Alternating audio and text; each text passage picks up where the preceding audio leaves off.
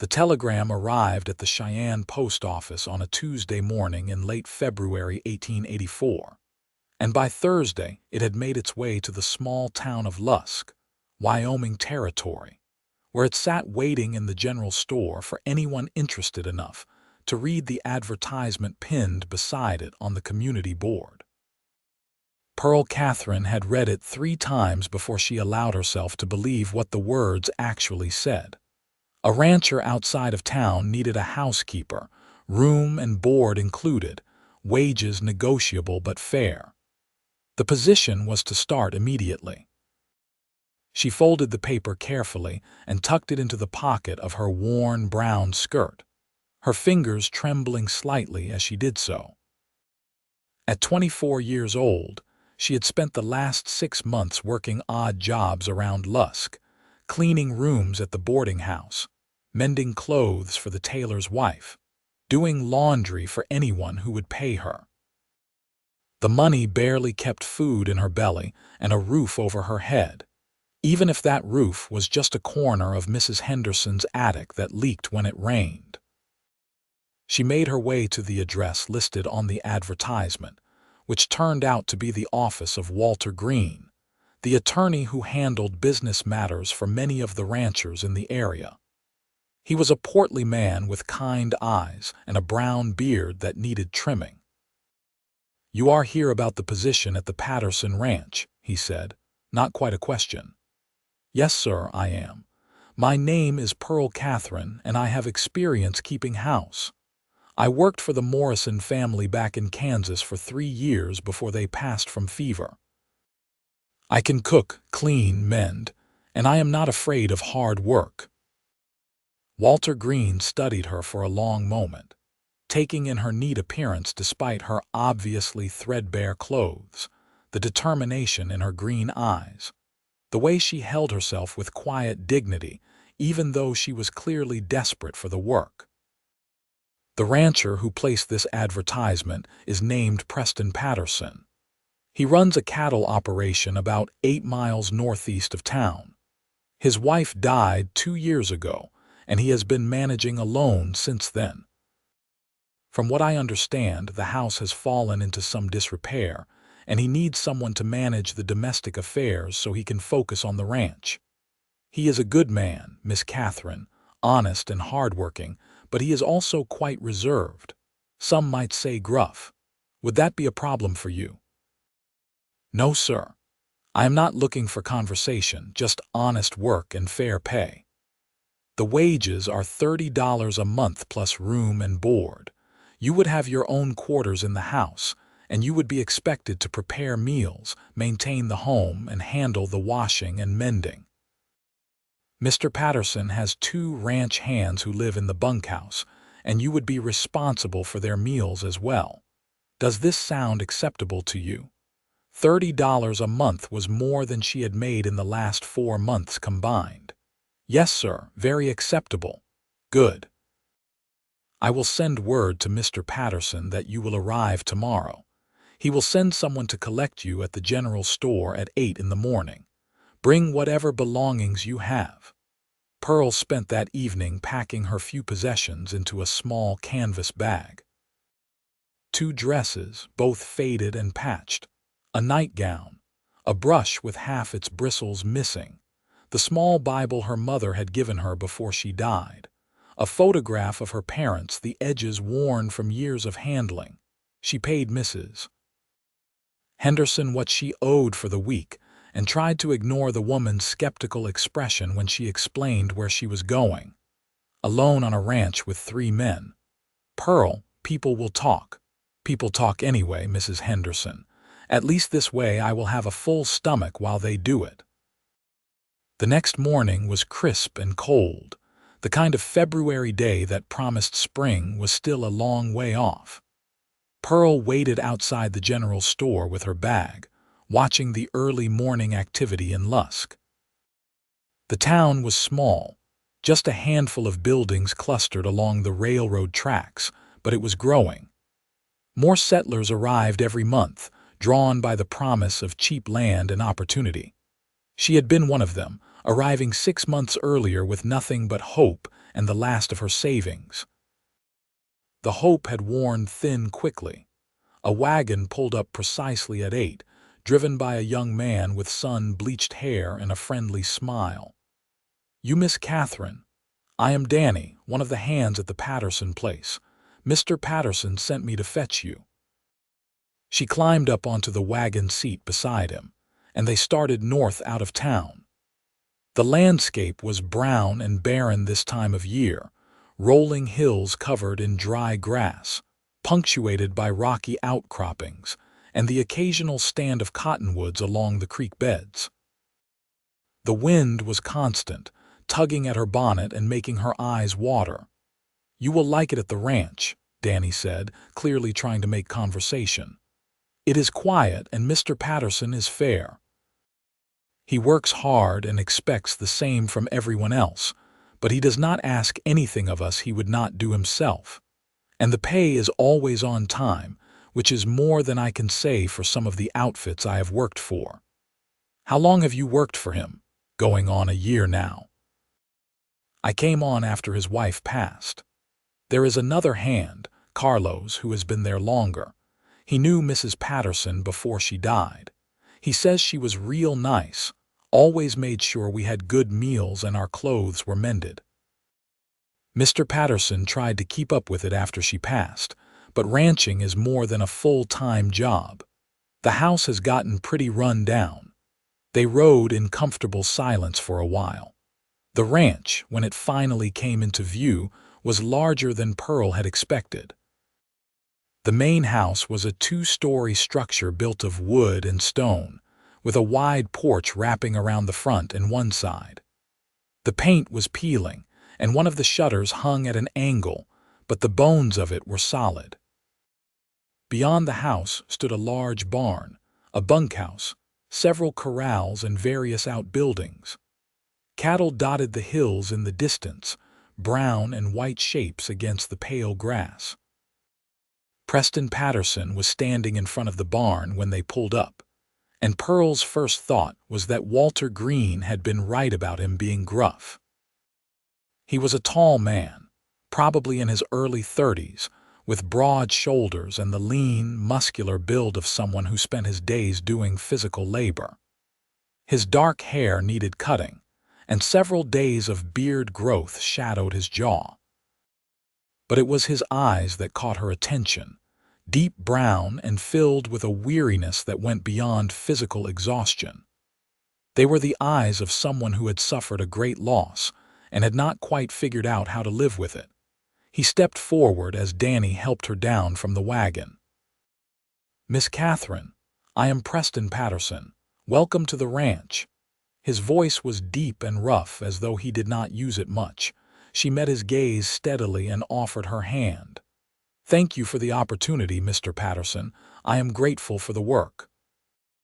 His handshake was brief but firm, and she noticed the calluses on his palm, the dirt under his fingernails. These were hands that knew hard work. "Danny, help Miss Catherine with her bag and show her to her room. It is the one at the end of the hall upstairs. After you are settled, Miss Catherine, I would appreciate it if you could make some lunch. There is food in the pantry, though I cannot vouch for its organization. Dinner is usually around 6. We eat simple but hearty. Danny and Carlos will come up from the bunkhouse for their meals. Any questions?" "No, sir.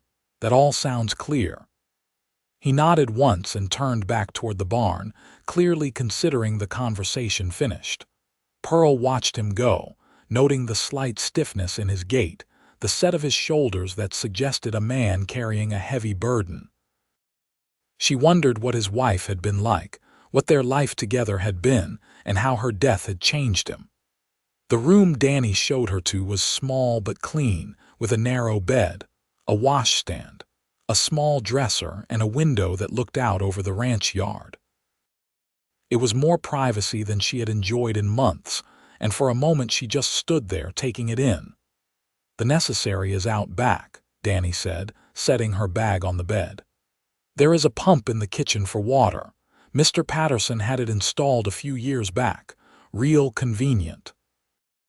If you need anything, just holler. I will be around the barn most of the day." After he left, Pearl changed into her work dress, pinned up her dark hair, and went downstairs to inspect the kitchen. Danny had not exaggerated about the state of the house. Dust covered every surface, dishes were piled in the dry sink, and the pantry was a disorganized jumble of supplies. But the stove was good quality. There was plenty of firewood stacked beside it. And once she started opening cupboards and sorting through the pantry, she found everything she needed to make a decent meal. She spent the rest of the morning cleaning the kitchen from top to bottom, washing dishes, scrubbing surfaces, sweeping and mopping the floor. Then she made a simple lunch of bacon, beans, and cornbread, setting the table in the dining room with plates and utensils she found in the sideboard. When she rang the bell on the back porch at noon, 3 men appeared from various directions. Danny came from the barn. A shorter, dark-haired man who must be Carlos came from one of the corrals, and Preston Patterson emerged from the bunkhouse. They all removed their hats and wiped their feet before entering, and Pearl felt a small measure of relief. At least they had some manners. "Smells good," Carlos said with a warm smile. He was older than Danny, probably in his late 20s, with kind eyes and a thick mustache. "It has been a long time since we had a proper cooked meal at midday." They ate in near silence, the men clearly hungry and focused on their food. Pearl had served them and was about to retreat to the kitchen to eat her own meal when Preston spoke. "Sit down, Miss Catherine. You have been working all morning. You should eat with us." She hesitated, not sure of the protocol, but his expression made it clear it was not a request. She took the empty seat at the table and they continued eating. The silence was not uncomfortable exactly, but it was clear these men were not used to mealtime conversation. "The kitchen looks real nice," Danny offered after a while. "You have been busy." "Thank you. I will start on the rest of the house this afternoon." "Take your time," Preston said. "It has been neglected for a long while. I do not expect you to fix everything in one day." After lunch, the men returned to their work and Pearl tackled the dining room and parlor. She found that the house, beneath its layer of neglect, was actually quite lovely. The furniture was well made, if dusty and in need of polish. There were curtains on the windows, though they needed washing. A shelf of books in the parlor suggested that someone in the household had enjoyed reading. She found a framed photograph on the mantel, carefully dusting it off to reveal a young couple on their wedding day. The man was clearly Preston, though younger and with a smile that transformed his serious face. The woman beside him was beautiful, with fair hair and a joyful expression. Pearl set the photograph back in its place and felt a pang of sadness for the man who had lost this smiling bride. The days fell into a rhythm. Pearl rose early to prepare breakfast, served the men at 6, and then spent her days working through the house room by room. She washed windows, beat rugs, polished furniture, mended curtains. She sorted through the pantry and made a list of supplies they needed, which Preston reviewed and approved without comment. She learned where everything was kept, figured out the quirks of the stove, and started experimenting with the supplies on hand to create better meals. Preston rarely spoke beyond what was necessary. He would come in for meals, eat efficiently, thank her for the food, and leave. But she noticed he always wiped his feet carefully before entering, always washed his hands at the pump before sitting down. And once, when she was struggling to move a heavy piece of furniture, he appeared seemingly out of nowhere to help her shift it without being asked.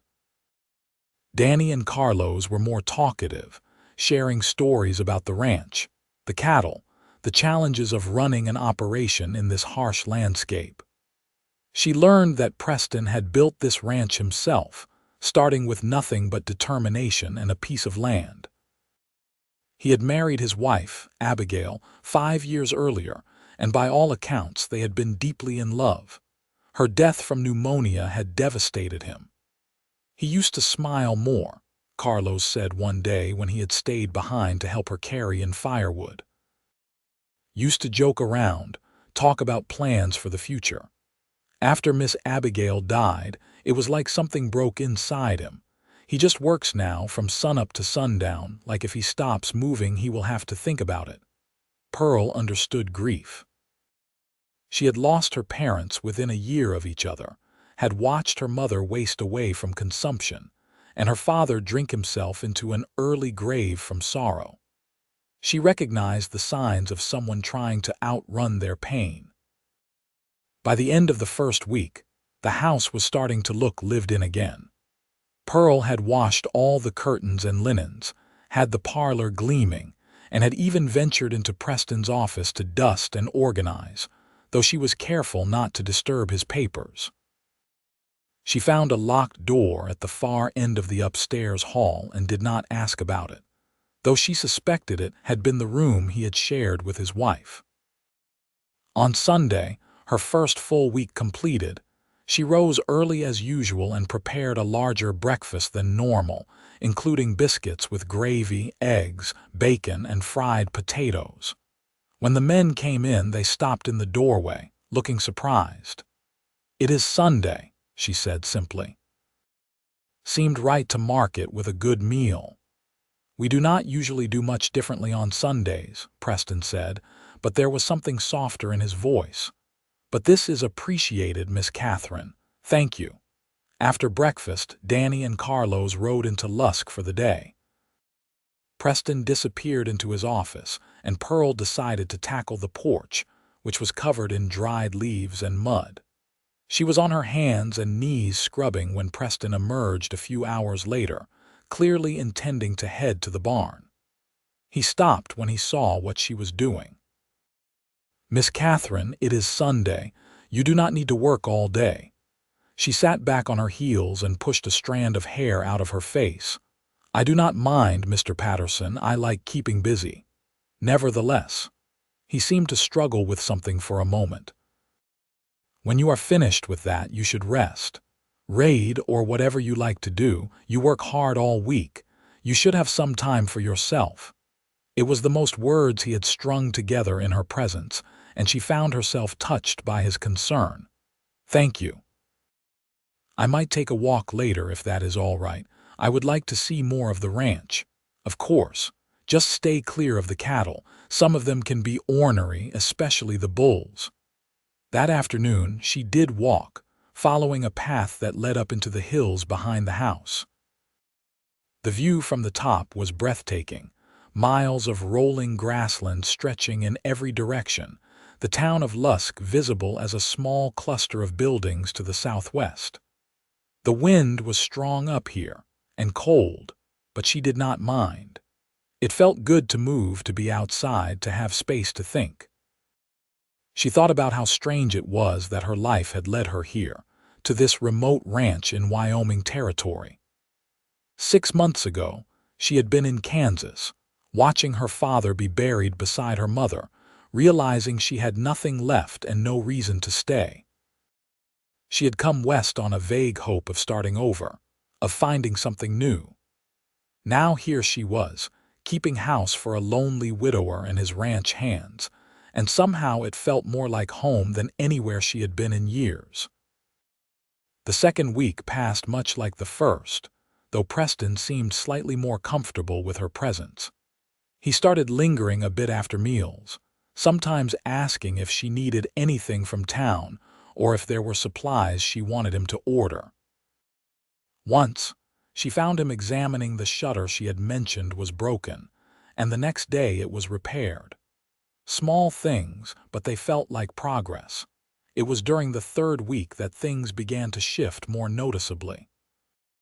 Pearl had taken to reading in the parlor after dinner, borrowing books from the shelf. She tried to stay out of the way, aware that this was Preston's home and he might want his privacy. But one evening he came in and sat in the chair across from her, holding a ledger but not really looking at it. "What are you reading?" he asked after a few minutes of silence. She showed him the cover. "Ivanhoe, I hope you do not mind that I borrowed it." "Not at all. Those were mostly my wife's books. She loved to read. I am glad someone is using them." He paused. She would be happy to know the house is cared for again. It was the first time he had mentioned his wife directly to her, and Pearl chose her words carefully. "I found her picture. She was very beautiful." She was. More than that, though, she was kind, patient. She made everything better just by being in the room. His voice was thick with emotion, and he cleared his throat. "I apologize. I do not usually talk about her." "You do not need to apologize for loving someone, Mr. Patterson."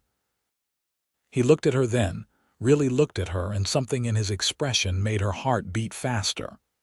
"Please call me Preston. Mr. Patterson makes me feel like I am talking to Walter Green." She smiled. "All right, Preston, and you should call me Pearl." Pearl. He tested the name, and she liked the way it sounded in his deep voice. "It suits you." After that evening, things were different between them.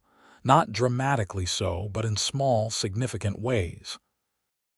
He started joining her in the parlor more often. Sometimes reading, sometimes just sitting and talking quietly about the ranch, the weather, his plans for the herd. She told him about her life before Lusk, about her parents and her childhood in Kansas, about the strange and sometimes difficult journey that had brought her here. "You have had a hard road," he said one night, his expression sympathetic. "We all have our sorrows," she replied. "The trick is not letting them define us." "I have not been very good at that trick," he admitted. "It is not easy. Grief has its own timeline. You cannot rush it." "How did you manage it?" "After your parents died, I kept moving, kept working. Some days that was all I could do, just get through the day. But eventually the days got a little easier. The pain did not go away, but it became something I could carry instead of something that crushed me." He was quiet for a long moment. "Thank you for saying that, for understanding." As March arrived and the weather began to hint at warmer days ahead, Pearl noticed changes in Preston that went beyond his willingness to talk. He started taking more care with his appearance, trimming his beard, wearing cleaner shirts. He smiled occasionally, usually at something Danny or Carlos said, but sometimes at something Pearl had done, like the time she made a pie with preserved apples, and he declared it the best thing he had tasted in 2 years. One Saturday evening, he asked if she would like to ride into Lusk with him the next day. "I need to pick up some supplies, and I thought you might want to get out for a bit, see some different faces." She agreed, pleased by the invitation, and Sunday morning they rode into town together in the wagon. It was a beautiful day, clear and bright, with the first real warmth of spring in the air. Preston pointed out landmarks along the way, told her stories about the area, and she found herself laughing at his dry humor. In Lusk, they stopped at the general store, where Preston introduced her to the proprietor and his wife as his housekeeper. She noticed the way people looked at them, curious and speculating, but Preston seemed oblivious. They also stopped at the church, arriving just as services were ending, and Preston spoke briefly with the minister, a kind-faced man named Reverend Thomas. "It is good to see you, Preston," the Reverend said warmly, "and to meet you, Miss Catherine. I hope you will join us for services when you can." "I would like that," Pearl said. On the ride back, Preston was quiet, and Pearl wondered if coming to town had been difficult for him, if it had reminded him of times he had made the journey with his wife. But when they were about halfway home, he spoke. "I used to come to town with Abigail every Sunday. She loved going to church, visiting with the other women. After she died, I could not bear it. Everything reminded me of her. Today was the first time in 2 years that I have gone to a Sunday service." "How did it feel?" Pearl asked gently, sad, but also somehow all right. "Like maybe I can do this. Start living again instead of just existing. He glanced at her. I think that is partly because of you, her heart fluttered. Me, you have brought life back to the house. And not just by cleaning it and making good meals. You have a way of being that is peaceful. Steady. It makes me think that maybe things could be good again. She did not know what to say to that, so she simply smiled and let the words settle between them like a promise. The following weeks brought a subtle but unmistakable shift in their relationship. Preston found more excuses to be in the house during the day. He started taking his coffee in the kitchen in the morning, leaning against the counter and talking to Pearl while she prepared breakfast. He asked her opinion on things related to the ranch, treating her thoughts with genuine consideration.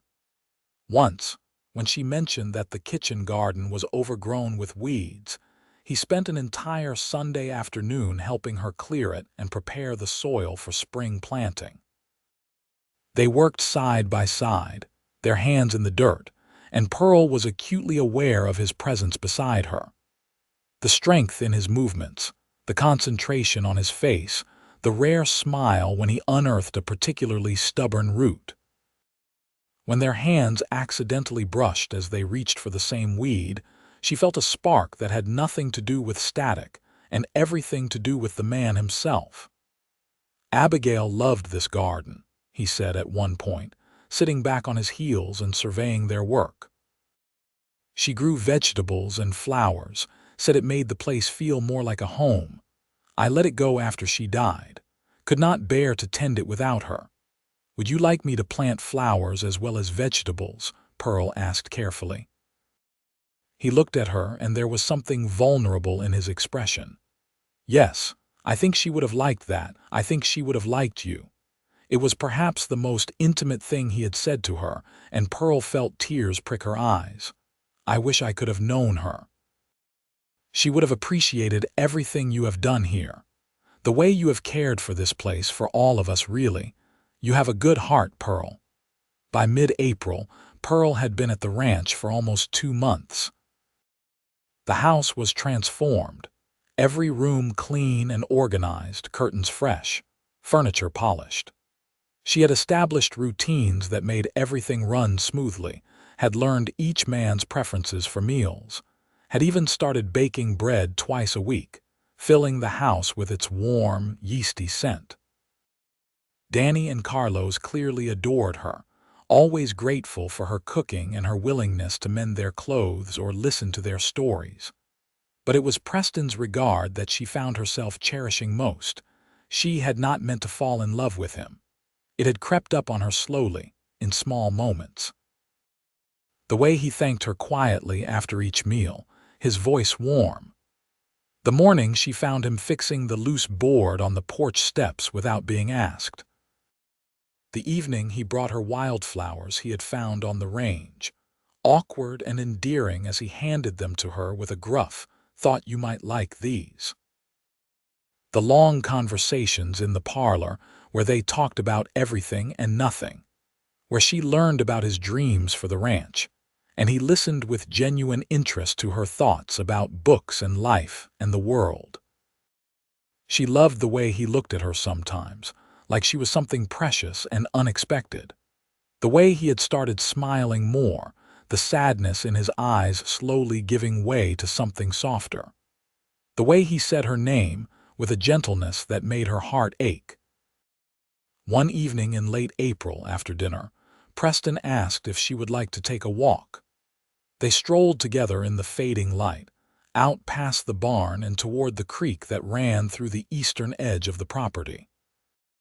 The cottonwoods were beginning to leaf out, their branches touched with green, and the air smelled of earth and new growth. They walked in comfortable silence for a while before Preston spoke. "Pearl, I want to tell you something, and I hope it will not make you uncomfortable." Her heart began to race. "All right.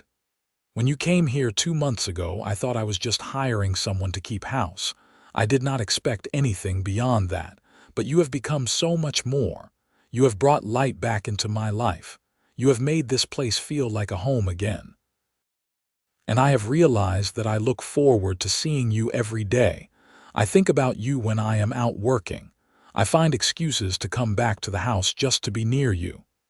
He stopped walking and turned to face her.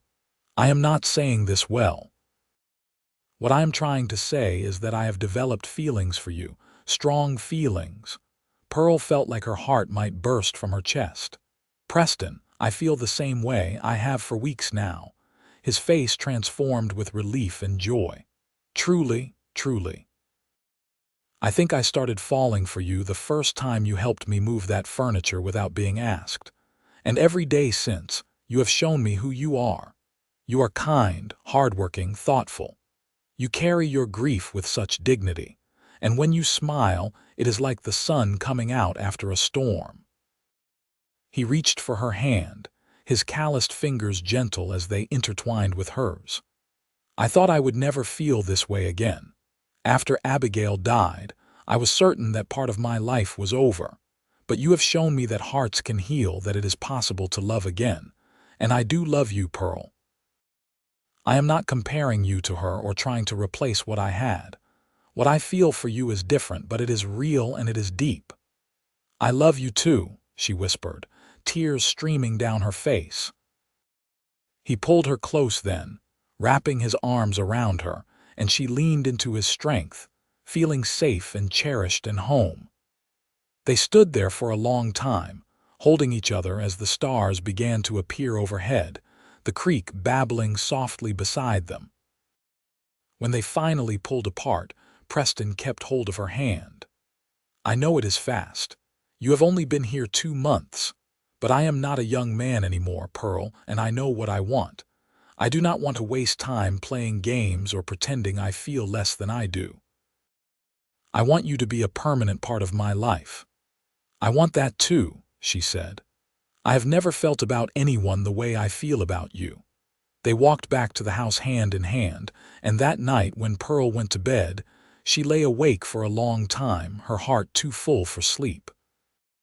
She thought about how strange and wonderful life could be, how she had come to this ranch expecting nothing more than work and wages, and had found love instead.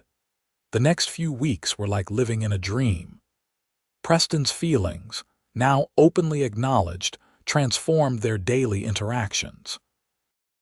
He would touch her hand as he passed her in the kitchen. He started kissing her cheek when he came in for breakfast. They sat closer together in the parlor in the evenings, sometimes holding hands, sometimes just talking quietly about the future they were beginning to imagine together. Danny and Carlos noticed the change, of course, and both seemed genuinely happy about it. "About time," Carlos said with a grin when Preston told them he was courting Pearl. "We have been wondering when you would figure out what everyone else could see." "You are good together," Danny added. "She makes you happy, boss. We have not seen you this happy in a long time." May arrived with warmer weather and longer days. Preston took Pearl riding, showing her the far reaches of the ranch, teaching her about the land and the cattle. They had picnics by the creek, spent evenings on the porch watching the sunset. He told her more about his life, his childhood growing up on a farm in Missouri, his decision to come west and start over, his years building the ranch with nothing but determination and hard work. She told him her dreams, her fears, the things she hoped for in life. "I want children someday," she confessed one evening. "I always have, but I know that is not something I should assume. After losing your wife, I do not know if you would want to risk that again." Preston was quiet for a moment. "Abigail and I wanted children. We tried for years, but it never happened. The doctor said sometimes it is just not meant to be. When she died, I thought that door was closed forever. But with you, Pearl, I find myself hoping again. Yes, I want children. With you. I want to build a life with you, a family. I want everything."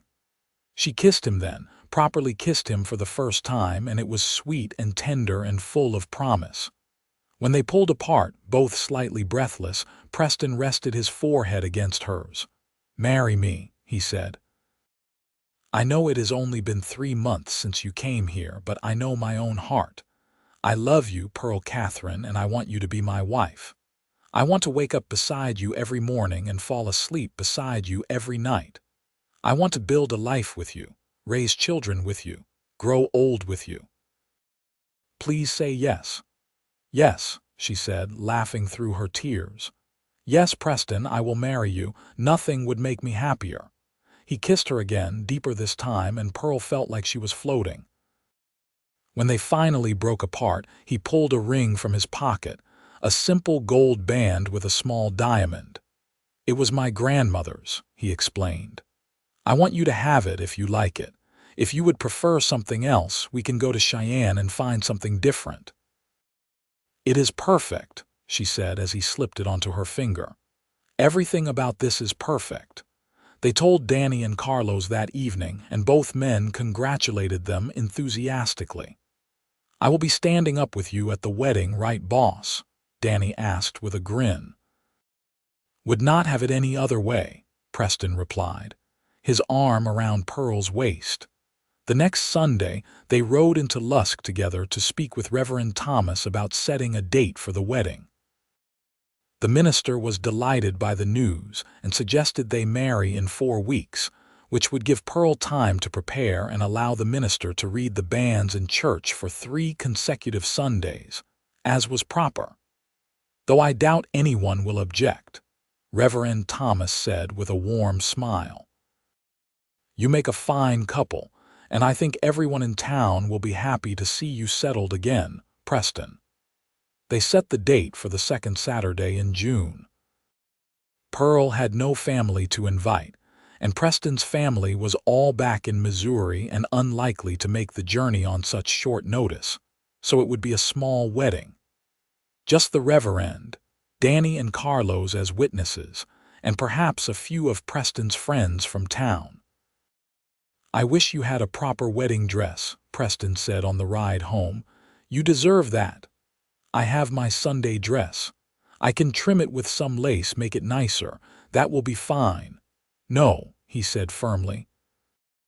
When we go to Cheyenne next week to file the paperwork for the marriage license, we are going to find you a proper dress. And before you argue about the expense, let me say this. I have money saved, Pearl. More than enough. This ranch is successful and I have been frugal. I want to do this right. I want you to have a day you will remember fondly for the rest of your life. She was touched by his insistence. All right, but nothing too extravagant.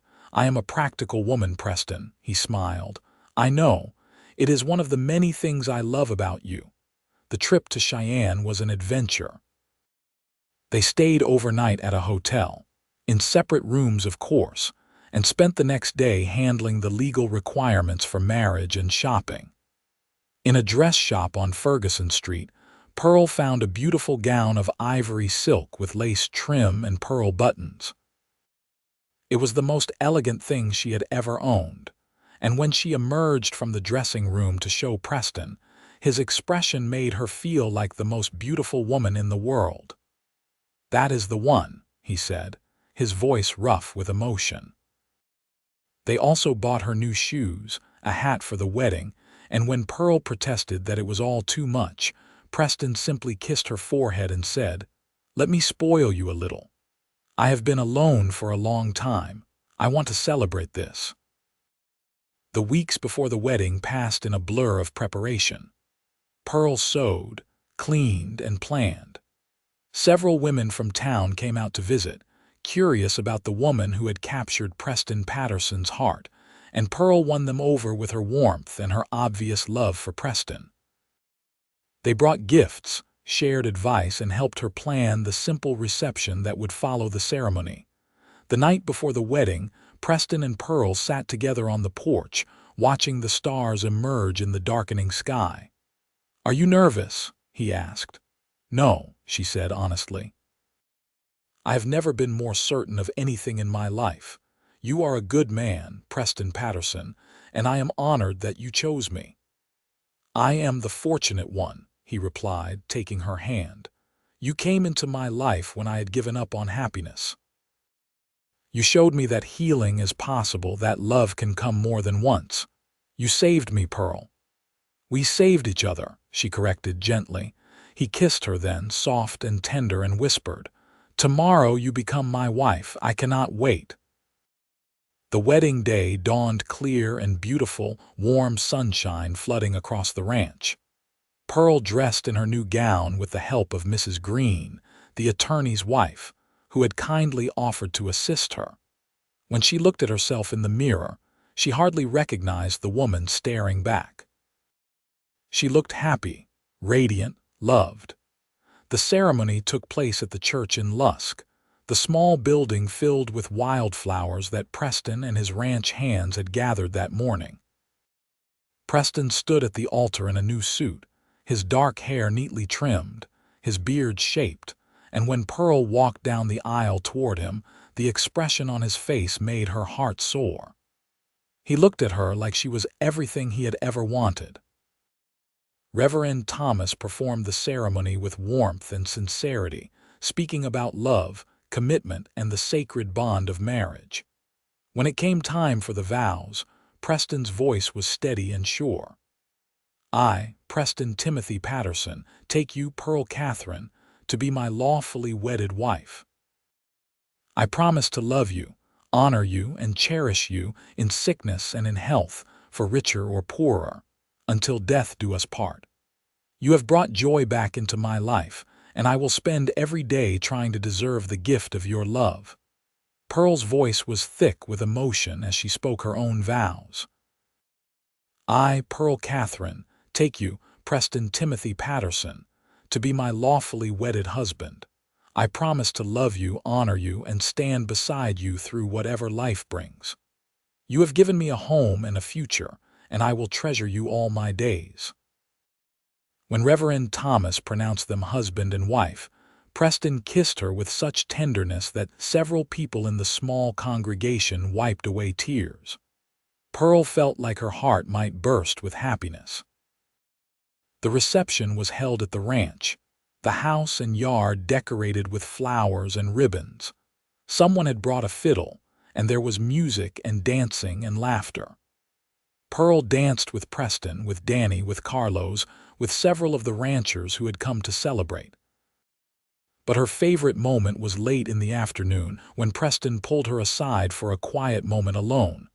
"Happy?" he asked, his arms around her waist. "Happier than I ever imagined possible," she said. "This is the best day of my life." "Mine too," he said. "Well, second best. The best is going to be all the days that come after." That evening, after the guests had departed and Danny and Carlos had discreetly retired to the bunkhouse, Preston carried Pearl over the threshold of their home. He carried her upstairs to the room at the end of the hall, the one that had been locked when she first arrived. He had opened it a few days earlier, had cleaned and aired it out, had replaced the bedding and removed anything that might make Pearl uncomfortable. "I want us to start fresh in here," he had explained. "I loved Abigail and I will always honor her memory, but this is our beginning, yours and mine, and it deserves its own space." Their wedding night was tender and sweet, filled with whispered words and gentle touches and the joy of two people who had found each other against all odds. Pearl fell asleep in Preston's arms, feeling safe and loved and home. The first months of their marriage were a time of deep happiness. Pearl settled into her new role as Preston's wife, continuing to manage the household, but now with a sense of permanence and belonging that transformed everything. Preston was attentive and affectionate, always finding ways to show her he loved her. He brought her flowers from the fields, helped her with the heavy work without being asked, and told her every day how grateful he was that she had come into his life.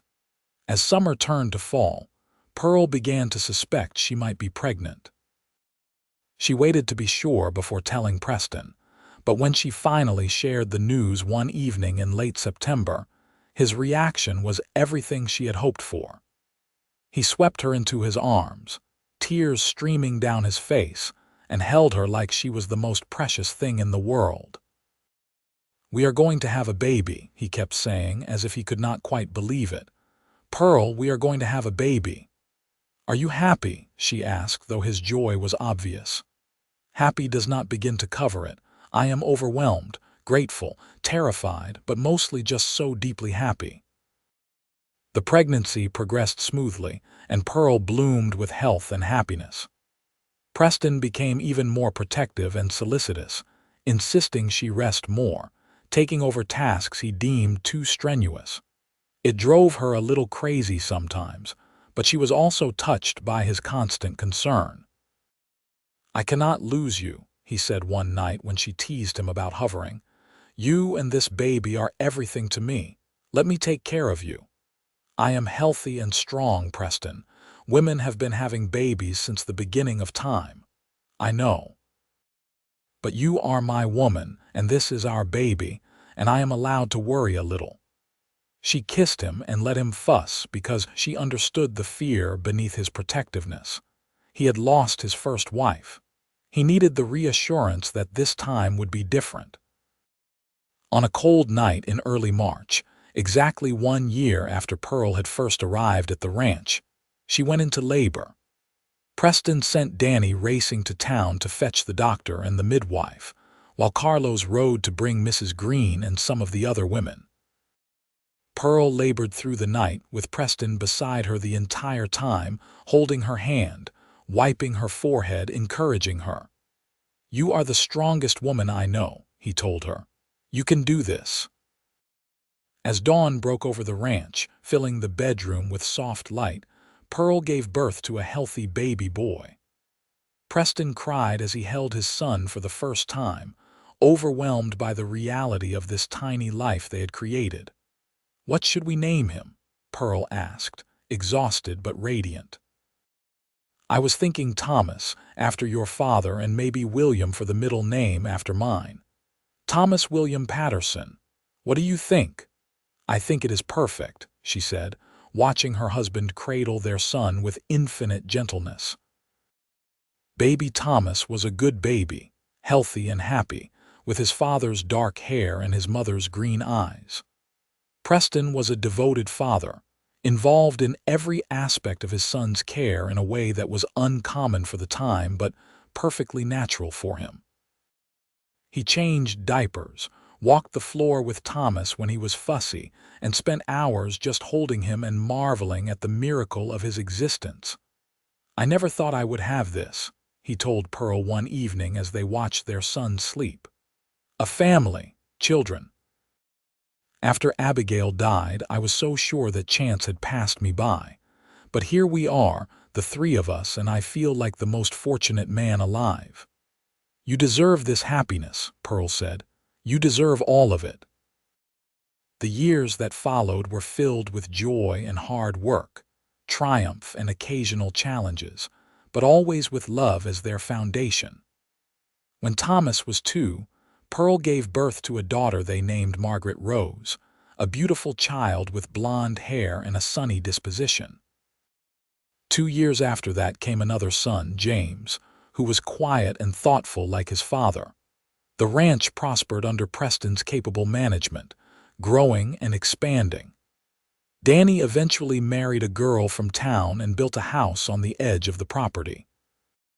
Carlos became the foreman, trusted and valued. New ranch hands came and went, but the core of the operation remained strong. Pearl continued to manage the household, raising their children with love and wisdom, creating a home that was warm and welcoming. She never forgot those difficult months when she had first arrived in Lusk, alone and desperate for work.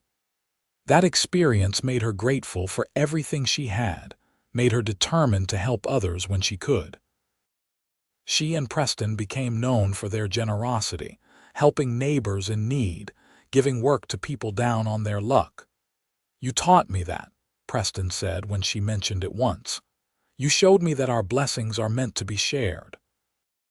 On their 5th wedding anniversary, Preston gave Pearl a locket with pictures of their 3 children inside. "I want you to always remember that you made this possible," This family, this life. You walked into my life when I had given up, and you showed me that second chances are real. I love you more today than I did when we married, and I will love you more tomorrow than I do today." "I love you too," Pearl said, tears in her eyes. "You gave me a home when I was lost, a purpose when I was adrift, and a love I never dared dream of. This is the life I always wanted but never thought I would have."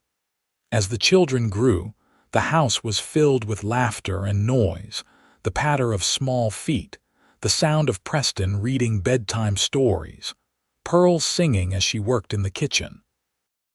Thomas grew into a serious boy who loved helping his father with the ranch work. Margaret was bright and curious, always asking questions, always exploring. James was gentle and artistic, preferring to draw pictures of the horses rather than ride them, and Preston loved him just as fiercely for being exactly who he was. On summer evenings, they would all sit on the porch together, watching the sunset paint the sky in shades of orange and pink. Preston would have one child on his lap, another leaning against his side, Pearl beside him with the third. They would talk about their day, make plans for tomorrow, or just sit in comfortable silence, soaking in the peace of being together. "This is everything," Preston said one such evening, his voice full of wonder. "This right here, all of us together, this is what life is supposed to be."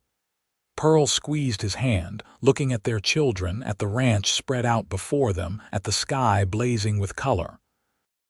She thought about that frightened young woman who had answered an advertisement for a housekeeper 3 months before she became Preston Patterson's wife. She thought about how afraid she had been, how uncertain of the future, how desperate for just a chance at something better. She had gotten so much more than she had ever imagined. She had gotten love, family, home, purpose. She had gotten a husband who cherished her, children who filled her life with joy, and a place in the world where she truly belonged.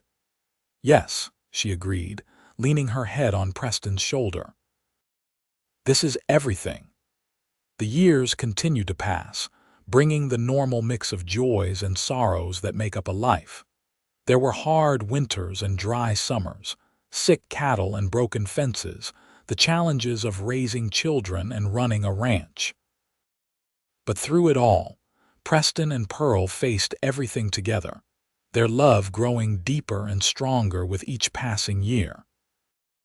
When Thomas turned 10, Preston began teaching him seriously about ranching, taking him out on horseback to check the cattle, explaining the intricacies of breeding and herd management.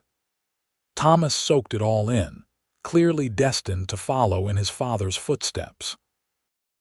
Margaret announced at 8 years old that she wanted to be a teacher, and Preston and Pearl supported her dream, ordering books from back east and encouraging her love of learning. James continued to develop his artistic talents, and Preston built him a small studio in one of the outbuildings where he could draw and paint to his heart's content. "You are a wonderful father," Pearl told Preston one evening as they prepared for bed. "The way you support each of our children in being who they are, not who you might have wanted them to be, that is a gift." "I want them to be happy," Preston said simply. "I want them to know they are loved for exactly who they are. That is what you taught me, Pearl." That love does not demand perfection. It just requires presence and acceptance and commitment. On their 10th anniversary, Preston surprised Pearl with a trip to San Francisco. They left the children with Danny and his wife and spent a week exploring the city, staying in a fine hotel, eating in restaurants, seeing the sights. It was a magical time, a reminder that beneath their roles as parents and ranchers, they were still the two people who had fallen in love on a Wyoming ranch. "Thank you for this," Pearl said as they stood at the waterfront, watching ships come into the harbor. "For reminding me that we are more than just Mama and Papa." "You will always be the woman I fell in love with," Preston said, pulling her close. The woman who walked into my life and showed me that hearts can heal and love can come again. I wanted us to have this time, just the two of us, to remember who we are together. As their children grew into young adults, Preston and Pearl watched with pride and occasional bittersweet sadness as their family began to change shape. Thomas took on more responsibility at the ranch, becoming his father's partner in all but name. Margaret went to the teaching college in Cheyenne, came back to Lusk, and started teaching at the local school. James surprised everyone by deciding to study art in Denver, but Preston and Pearl supported his choice, understanding that not every son needs to stay on the ranch. "They are good people," Pearl said one evening as she and Preston sat on the porch, the house quieter now with the children grown and pursuing their own paths. "We raised good people." "We did," Preston agreed, "because you knew how to love them and guide them without crushing their spirits." "You are an amazing mother, Pearl. And you are an amazing father, an amazing husband, an amazing man." He pulled her close, and they sat together watching the stars emerge, just as they had done countless times over the years. Preston thought about the man he had been before Pearl came into his life, the lonely, grieving widower who thought his chance at happiness had died with his wife. He thought about how wrong he had been, how love had found him again in the form of a desperate young woman looking for work. "I was lost before you," he said quietly. "I was just going through the motions, existing but not really living. You saved me, Pearl. You gave me a reason to wake up in the morning, a reason to smile, a reason to believe in tomorrow." "You saved me too," Pearl replied. "I was alone in the world, afraid and uncertain. You gave me a home, a family, a purpose. You gave me love. Every day with you has been a gift." As they moved into their later years, Preston began training Thomas to fully take over the ranch, preparing to step back and let the next generation lead. He and Pearl talked about traveling more, about finally taking that trip to Missouri to see the farm where he grew up, about spending more time with their grandchildren as Margaret and Thomas started families of their own. But even as their roles changed, even as their hair turned gray and their bodies moved a little slower, the love between them remained as strong and sure as it had been that evening by the creek when Preston first confessed his feelings. They still held hands. They still sat together in the parlor in the evenings. They still found reasons to laugh together, to talk for hours, to simply be in each other's presence. On their 25th anniversary, the whole family gathered at the ranch for a celebration. Thomas was there with his wife and 3 children. Margaret came with her husband and 2 daughters. James traveled from Denver with the woman he was courting. Danny and Carlos, now both graying and grandfathers themselves, came with their families.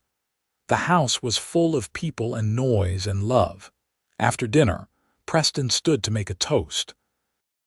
25 years ago, I married the love of my life.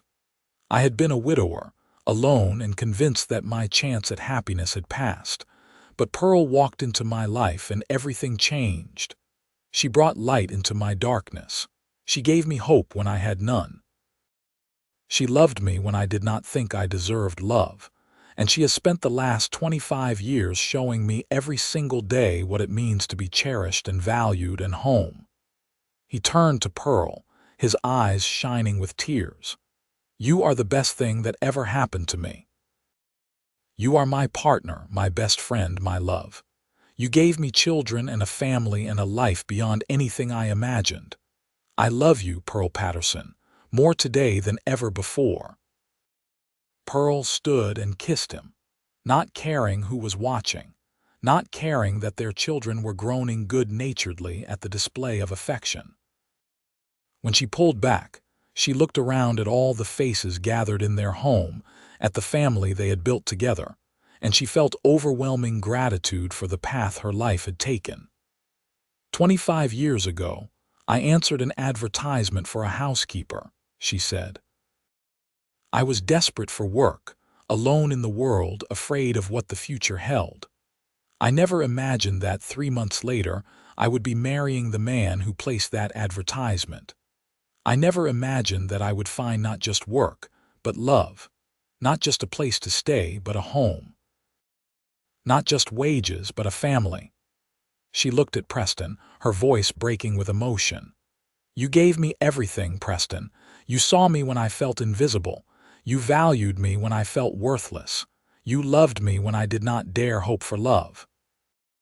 Every day with you has been a blessing, and I thank God for the path that led me to your door. There was not a dry eye in the room as they sat down, and the celebration continued late into the night, filled with stories and laughter and the warmth of family gathered together. As Preston and Pearl grew older, they settled into a peaceful rhythm. Preston officially retired from active management of the ranch, though he still spent time riding the property and offering Thomas advice when asked. Pearl handed over most of the household management to Thomas's wife, though she still insisted on making Sunday dinners for the whole family.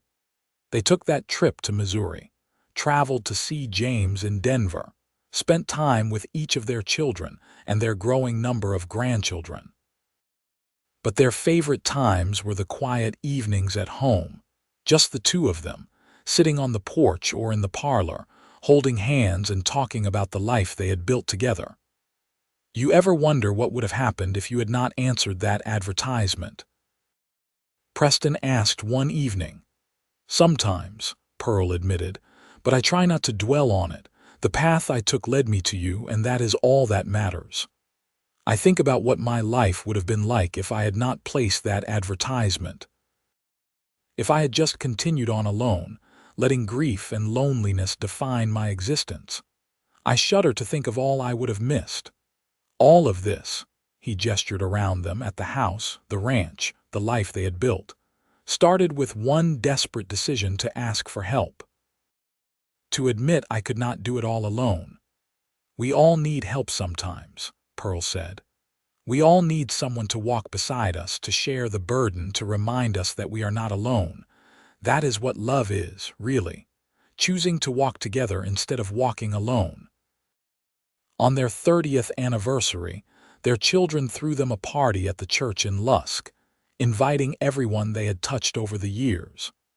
The building was packed with friends, neighbors, ranch hands past and present, people whose lives had been enriched by knowing Preston and Pearl Patterson. Reverend Thomas, now quite elderly himself but still sharp as a tack, spoke about the wedding he had performed 3 decades earlier.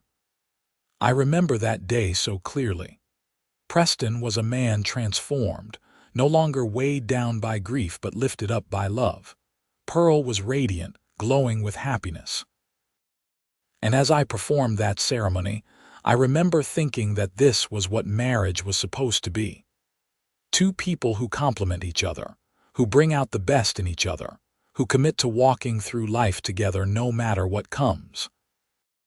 Preston and Pearl have exemplified that commitment every day for 30 years. They have built a beautiful life together, raised wonderful children, contributed to this community in countless ways. They are a testament to the power of love, the possibility of second chances, and the blessing of finding your true partner in life. As Preston and Pearl danced together that evening, moving slowly to the music, they looked at each other with the same love and wonder they had felt on their wedding day 3 decades earlier. Their hair was gray now, their faces lined, their bodies not as strong as they once were. But the love in their eyes was timeless, unchanging, eternal. "Best decision I ever made," Preston murmured, his cheek against Pearl's. "Answering that advertisement," Pearl asked with a smile. "That too. But I meant asking you to be my wife 3 months later. I knew then what I know now." "You are my heart, Pearl. You always will be." "And you are mine," she replied. "Always." As the evening wound down and they prepared to head home, their children gathered around to say goodbye. Thomas hugged them both. You two are my example of what love should be. Everything I know about being a good husband, I learned from watching you, Dad." Margaret wiped away tears as she embraced them. "You showed me that love is not just a feeling, it is a choice you make every single day. Thank you for that." James, who had brought his new wife with him, said, "I hope my marriage is half as happy as yours. You two are extraordinary." As Preston and Pearl rode home together in the wagon, the stars bright overhead, they held hands and reflected on the evening. 30 years, Pearl said wonderingly. "Where did the time go?" "Into a life well lived," Preston replied. "Into children raised and a ranch built and a love that has only grown stronger. I would not change a single moment of it." "Neither would I." "Well, maybe a few moments. That time Thomas broke his arm. The winter Margaret had pneumonia and we were so scared. The day James left for Denver and I cried for hours." Preston smiled. "All right, maybe a few moments. But even those hard times, we got through them together. That is what matters." They spent their later years exactly as they had hoped, surrounded by family, watching grandchildren grow, tending the garden, taking walks around the ranch property, sitting on the porch in the evenings. Preston's health remained good, and Pearl was spry and active well into her 60s. On a warm summer evening, sitting on their beloved porch and watching the sunset paint the sky in brilliant colors, Preston turned to Pearl and said, "I want you to know something." "What is that?" she asked, squeezing his hand. "My life started the day you walked onto this ranch. Everything before that was just preparation, just getting me ready for what really mattered. You are what mattered. This life we built, this family we created, this love we shared. That is what my life has been about. And I am so grateful, Pearl. So deeply, overwhelmingly grateful that you answered that advertisement all those years ago, that you agreed to marry me after just 3 months, that you took a chance on a lonely rancher who did not know how lucky he was about to get." Pearl felt tears stream down her face. "I am the lucky one. You gave me everything I never knew I needed. A home, a family, a purpose, a love that has sustained me through every joy and every sorrow. You are the best man I have ever known, Preston Patterson, and loving you has been the greatest privilege of my life." They sat together as the sun sank below the horizon, the sky blazing with orange and pink and purple, and they held each other close. Two people who had found each other against all odds and had built something beautiful and lasting and true. Their story became legend in Lusk, the tale of the lonely rancher who had hired a housekeeper, and 3 months later asked her to be his wife. People would point to them as proof that love could come more than once, that second chances were real, that sometimes the best things in life came from the most unexpected places. And when they were very old, sitting on that same porch where they had spent so many evenings, Preston would look at Pearl and still see the young woman who had arrived at his ranch all those years ago, desperate for work and hoping for a chance. And Pearl would look at Preston and still see the grieving widower who had slowly come back to life, who had learned to smile again, who had opened his heart to the possibility of love. Their children and grandchildren would visit often, filling the house with noise and laughter and life. And every Sunday, the whole family would gather for dinner, a tradition Pearl had started decades earlier, and that continued long after she finally passed the torch to the next generation. On their 40th anniversary, too old now for big parties but surrounded by their immediate family, Preston made one final toast. 40 years ago, I made the best decision of my life. I asked Pearl Catherine to be my wife. She said yes, and everything changed. Every good thing in my life flows from that moment, from that choice. Our children, our grandchildren, this ranch, this life.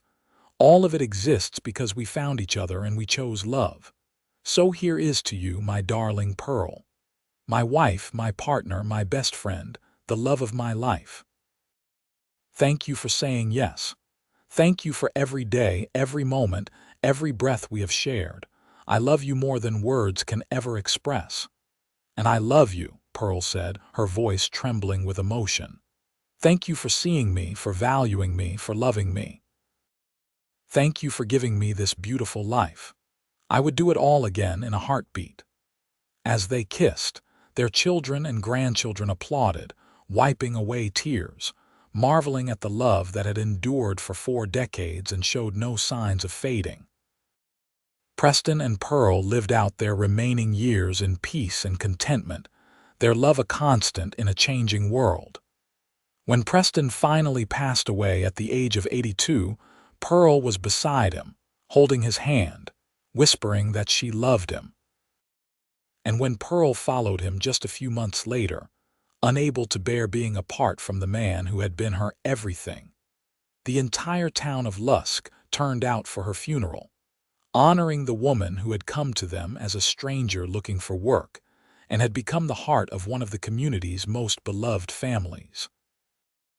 They were buried together in the cemetery on a hill overlooking the ranch, their headstones simple but meaningful. Preston Patterson, loving husband, father, and grandfather.